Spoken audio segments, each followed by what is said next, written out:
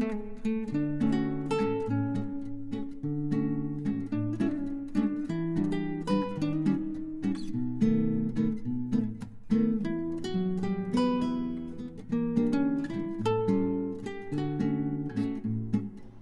Morning everyone, আমি সৌমি আর আমার চ্যানেলের আরও একটি নতুন ব্লগে আপনাদের সবাইকে স্বাগত।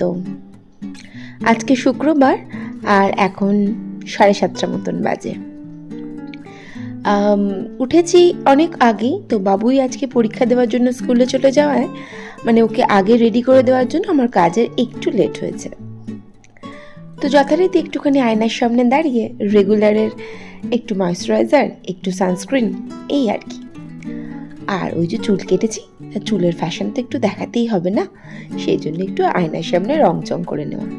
তো তারপরে ভাবলাম বাবুই যেহেতু স্কুলে চলে গেছে আর তমাল বাবুইকে দিতে গেছে, তো সবার আগে বিছানাটাই তুলে ফেলি, চাটা না হয় একটু পরেই খাবো। তবে তমাল চা খেয়েই বাবুইকে দিতে গেছে স্কুলে। এদিকে আমি বিছানাটা গুছিয়ে নিচ্ছিলাম, আর না মাথার মধ্যে অনেকদিন ধরে একটা জিনিস ঘুরছে, ব্লক প্রিন্টের চাদর কিনবো। আমার ভীষণ পছন্দ ব্লক প্রিন্টের চাদর, তো সেইটাই অনেকদিন ধরে কেনার ইচ্ছা হচ্ছে। আর এই চাদরটা পাততে আমার মাথার মধ্যে তখন সেটাই ঘুরছিল। তো এদিকে বিছানাটা আমি একটুখানি পরিপাটি করে নিই, আর বাবুয়ের ঘরের বিছানাটাও তুলতে হবে। তো সবার আগে ভাবলাম এখান থেকেই স্টার্ট করি, যেহেতু এখানেই দাঁড়িয়ে একটুখানি সাজুগুজু করছিলাম। তো ওই আমার তমাল তো আবার এই বালিশগুলো শুতে পারে না, বালিশগুলো যেহেতু একটু উঁচু, তমাল একদম পাতা বালিশে শোয়। সেই সমস্ত বালিশ ফালিশ আবার ওই বক্সের মধ্যে ভরে তুলতে হবে। তো এই ঘরটা গুছিয়ে দিয়ে আমি সোজা চলে গেলাম একদম বাবুয়ের ঘরে। তো বাবুয়ের ঘরের বিছানাটা না, ওই ওপরের চাদরটা বাবুই তুলে রেখে গিয়েছিল, অনেকটা আগেই উঠেছিল ঘুম থেকে আজকে। ওই যে আগে পড়াশোনা একটু বেশি ফাঁকি দিলে একটু সকাল সকাল উঠে পড়তে হবে বই কি। তো বাবুয়ের ঘরের বিছানাটাও ভাবলাম একটু গুছিয়ে দিই। ও খানিকটা করে গিয়েছিল, খানিকটা আমার জন্য রেখে দিয়েছিল, কিছুই করে যায়নি। এই নিচে যে চাদরটা পাতি সেইটাকে ঠিক করে রেখে দিয়েছিল পড়ার ফাঁকে। তো বাবুয়ের ঘরে চাদরটা একটু ঠিকঠাক করে দিই, আর বালিশগুলো বালিশের জায়গায় রেখে দিই। তবে বুকশেলফটা না একটু আগোছালো করে রেখে গেছে, খুব বেশি নয়, একটু। তবে সেইটা যদি আমি এখন পরিষ্কার করে না দিই, আবার স্কুল থেকে আসার পর ওনার রঙের চোটে আরও সেটা খারাপ হয়ে যাবে। তো আবার কখন পরিষ্কার করবে তার নেই ঠিক। তো সেই জন্য আমি করলাম কি, ওর বুকশেলফটাও একটু গুছিয়ে দিচ্ছিলাম। বুকশেলফটা গোছাতে মনটা না আমার হচ্ছিল একটুখানি এবার চা খাওয়া দরকার, কারণ অনেকক্ষণ উঠেছি ঘুম থেকে। চা বলতে ওই গরম চাটা যখন গলা দিয়ে যায়, আর মিল্লি বিস্কুট, এই দুটো আমার একদম প্রিয়। তো যাই হোক, আমি এখানে বুকশেলফটা টোটাল গোছানো কমপ্লিট করলাম, আর করে চলে গেলাম একটু নিজের জন্য চা বানাতে। গতকাল ভিডিওর একটা কথা বলি, গতকাল ভিডিওতে আমি না দুটো ভুল বলেছিলাম। একটা মেবি দশদুর্গা বলেছিলাম, দশভুজার বদলে, আর একটা ভুলে গেছি কি বলেছিলাম। তো আমার ব্লগ যারা রেগুলার দেখেন তাদের মধ্যে একজন হচ্ছেন তপতি বিশ্বাস নামের একজন আন্টি। উনি আমাকে ভীষণ ভালোবাসেন, উনি সেই জন্য আমাকে শুধরে দিয়েছেন। Thank you so much. আপনি আন্টি হন বা দিদিভাই হন, আমি একদম মন থেকে ধন্যবাদ জানাচ্ছি। তবে আমি না কিন্তু জানি দশভুজা বা দশদুর্গার ব্যাপারটা, আমার কালকে একটু ভুল হয়ে গিয়েছিল। আর আমি আরও কি ভুল করি জানেন? আমি তো মাইক্রোওভেনকে ইন্ডাকশানকে মিক্সার গ্রাইন্ডার, আবার ড্রেসিং টেবিলকে ডাইনিং টেবিলকে ড্রেসিং টেবিল, এইটা আমার চলতেই থাকে। তাই পরের বারে না আমি চেষ্টা করবো আমার যাতে ভুল না হয়, তবুও প্লিজ একটু মার্জনা করে নেবেন। আসলে ভয়েস ওভার দেওয়ার পর যখন আবার মিউজিক অ্যাড করি, তখন মাঝে মাঝে খেয়াল করি যে এখানটা একটু ভুল হয়ে গেল, ওখানটা একটু ভুল হয়ে গেল। আর যখন খেয়াল করতে পারি না, তখন আপনাদের কাছ থেকে, গুরুজনের কাছ থেকে একটু বকা তো খেতেই হবে ভুল করলে। যাই হোক, এদিকে কিন্তু বকবক করতে করতে আমার চাটা কমপ্লিট, আর আমি নিয়ে বসেও পড়েছিলাম।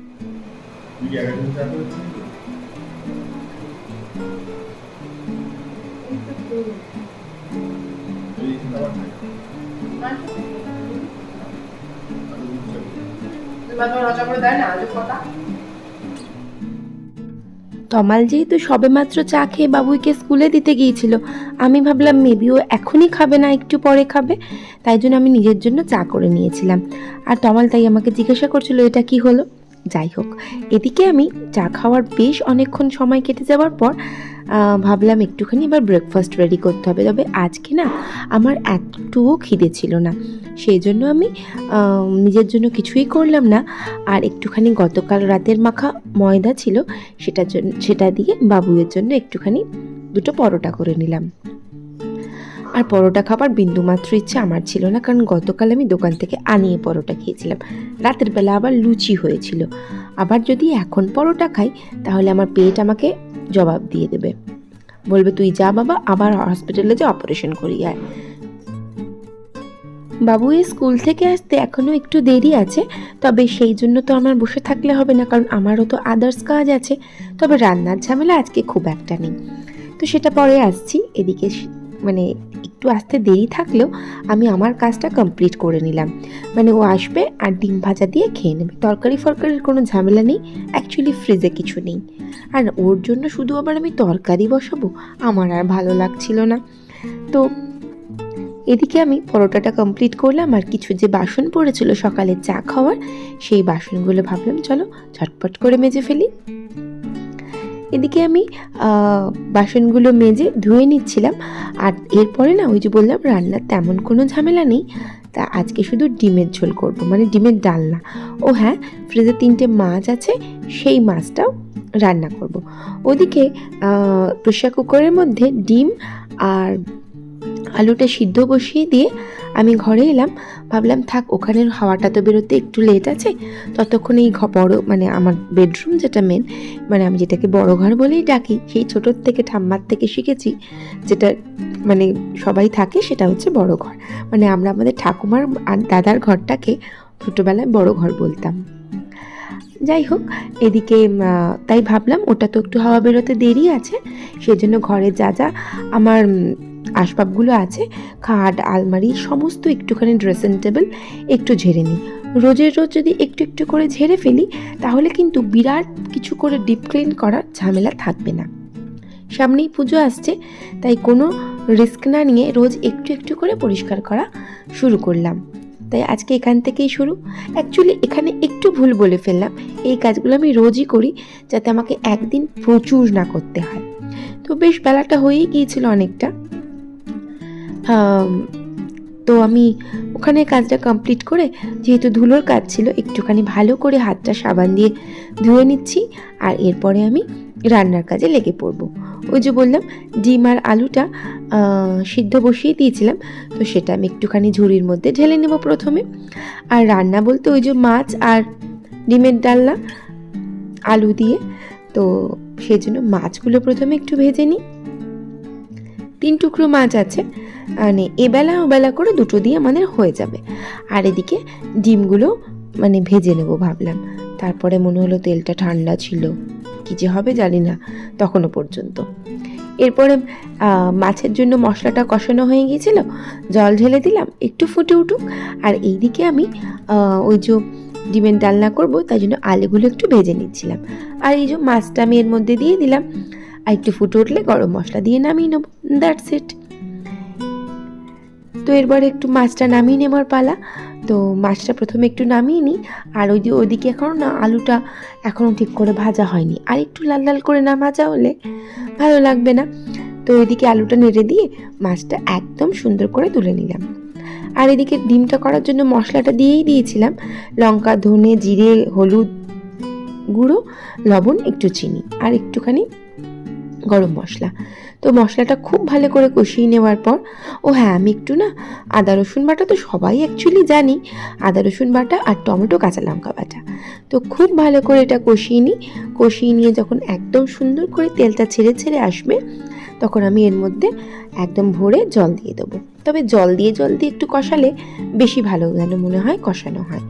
তো রান্না কিন্তু আমার কমপ্লিট, মাছ হয়ে গিয়েছিল, ভাতটাও নামিয়ে নিয়েছিলাম। আর এই হচ্ছে তরকারিটা, এবার আমি তুলে নিচ্ছি বাস।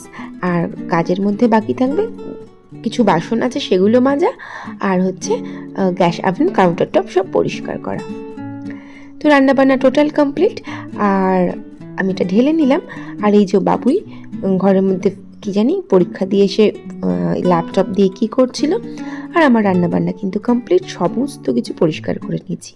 ও মা, তারপর দেখি আকাশটা মারাত্মক মেঘলা হয়ে গেছে। বেশ মানে আমি ভাবতেই পারিনি এতটা মেঘলা হবে। একটু আগেই জোর বৃষ্টি হচ্ছে, এই রোদ উঠেছিল। তো এদিকে আমি ভাবলাম থাক, বৃষ্টি হচ্ছে একটু, মানে বৃষ্টিটা শুরু হয়নি, জোর হাওয়া দিচ্ছে। তো আমি একটুখানি জানালাটা খুলি, জানলার ধারে একটুখানি বসি। এত ভালো লাগে জানালার ধারে বসতে এরকম।